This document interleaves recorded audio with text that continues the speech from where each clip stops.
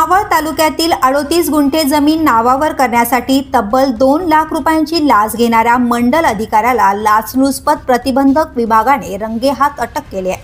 शिवणे विभागाचे मंडल अधिकारी मारुती चोरमले आणि मध्यस्थ जयेश बारबुक या दोघांविरोधात भोसरी पोलीस ठाण्यात गुन्हा दाखल करण्यात आलाय।